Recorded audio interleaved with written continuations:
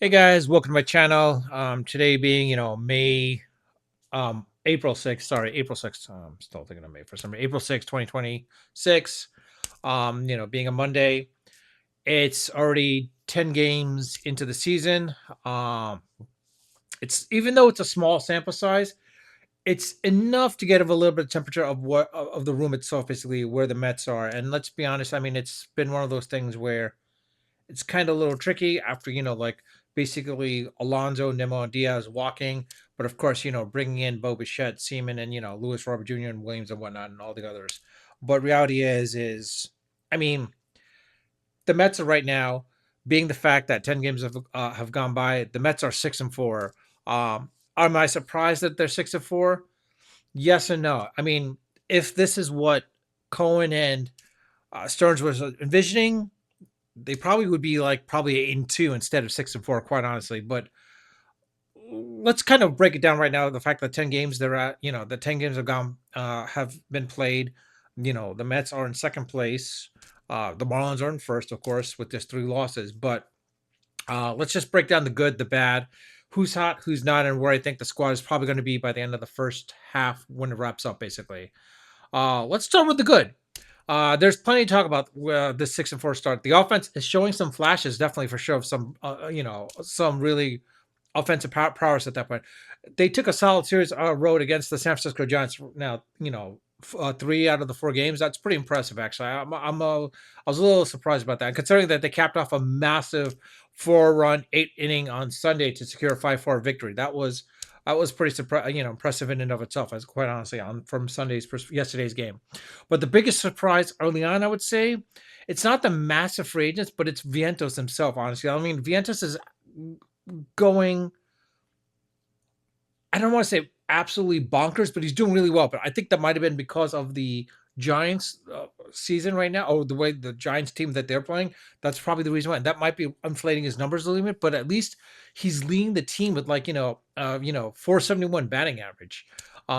He looks completely locked in and punishing mistakes and driving the ball to the fields. Now, is this enough to the point where maybe the Mets can use him to basically use him as trade bait? I don't know. Only time will tell at this point, but right behind him is Francisco Alvarez. Now, that's a surprise for me. El Troll basically is doing exactly what he needs to do. I mean, honestly, compared to last year, he's doing much better. He's already has 6 RBIs. He looks incredibly comfortable in the middle of the Mets lineup. And when the bottom of the order gets on base, these guys are coming up to the plate. Let's be honest, like Vientos and Alvarez are producing when it's coming to the bottom of the order at this point. Um, then let's all, Peralta, it seems to be good. I mean, honestly, right now, if he keeps up and the Mets can re-sign him, this might have been worth it. Maybe. I mean, Sprout might come back to haunt him a little bit, but if Sprout gets injured, then Stearns looks like a genius from this perspective. And now, while the new bullpen and it's anchored by Devin Williams and Clay Holmes is closing in on the door in the right situations. I mean, Saturday Holmes did pretty well. Or was it Sunday? Kim, sorry.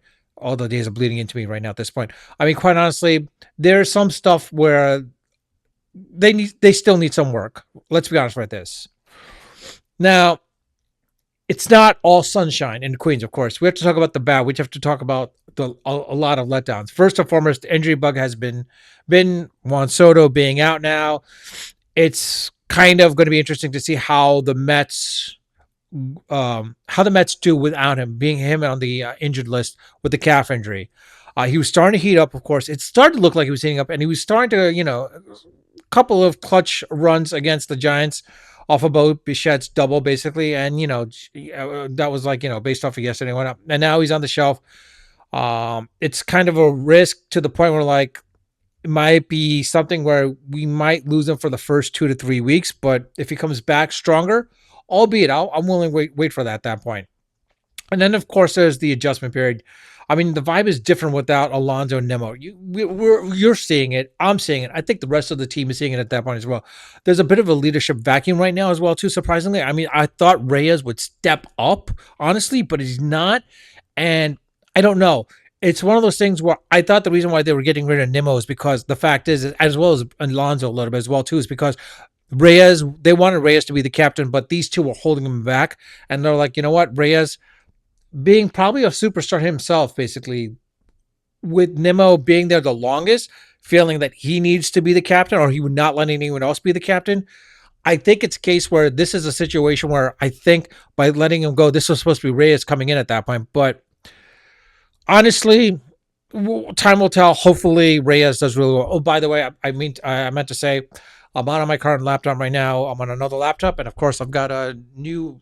I don't want to say a new one, but I got another microphone. It's kind of a Bluetooth microphone, so actually I can move around with this thing at this point as well too if I decide to walk around with it. But anyways, um, the one player that I think is definitely not living up to expectations, and I think Stearns is definitely surprised about. I now granted it's 10 games, but he might change a little bit. But let's be honest, Polanco has not done really well at this point. When you like Polanco is a seasoned pro basically, and like Seaman himself as well too.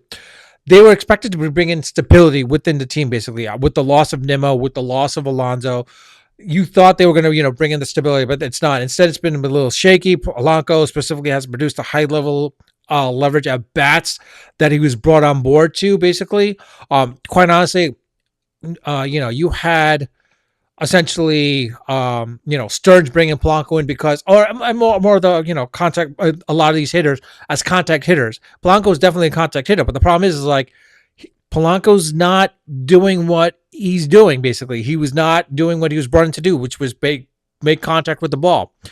Plus, trying the fact that he's got to try to, Mendoza's got to fit in, basically Lindor, Bichette, Seaman, and Brett Baty into the cohesive everyday infield is causing some, let's be honest, defensive growing pains. We're seeing it. They need to figure it out and like get that chemistry together. I think they need a veteran player to come in and basically, help loosen them up at that point. And let's be honest, once they loosen up, they become better. I mean, once they start enjoying the game and start having fun, I think the Mets, especially Lindor, let's be honest, when Lindor's having fun, I think it becomes infectious and then the team starts playing really well. And, they all do that. But now, let's see, where does that leave us right now at this point, right? I mean, the Mets are going to be, I don't know where the Mets are going to be in July when July rolls around, but who knows? It's kind of curious to see, and that's a question like from now till the end of July or more of to the trade deadline and All-Star break, what's going to happen at this point? Right now, they're sitting at 6-4. They're hovering a half a game behind the Miami, Marlins, tied with the Atlanta Braves in the NL East, which is a little surprising as well, too. My bold prediction right now is for the first half, the Mets are probably going to be in an absolute dogfight for the division of the crown, basically. I have a strong feeling that they're going to probably be holding for the top national wildcard spot because the Phillies might come out of nowhere, come back to what they normally do, take the East, and then and the Mets might have to battle the Braves a little bit for that top, for that wildcard spot. Right now, they're hovering 12 to 15 games. They might be hovering around 12 to 15 games over 500 by All-Star break. I think that's what my honest opinion is. Why? Well, because let's be honest, the depth is real. Once Soto's calf heals up and he comes off the injured list, this lineup might become a little bit deeper than it should be, basically, and to a point where like it might not slump as much as compared to last year. I mean, that Soto has to adjust, and I think this is one of those times where he adjusts very well. The Braves are always going to be the Braves, and Acuna, depending on how he plays off, and whatnot, it might be a different story. And the Phillies, of course, they're probably going to come back. Their pitching staff is going to come back to form. Their hitters are going to come back to form. Harper is going to do what he's going to do, of course. Probably have a close to MVP season type of situation at that point. But the Mets right now, it feels like, I don't know. This could be me. I don't know if this is you, but if you have disagreed, please let me know in the comment section. But it feels like this is kind of a mercenary attitude with the Mets. Like they have a win now attitude. And if Mendoza can sort of keep the superstar egos in check and get the infield defense on the same page, I think they'll definitely, and if they're more aggressive, they're more aggressive at the plate as well too.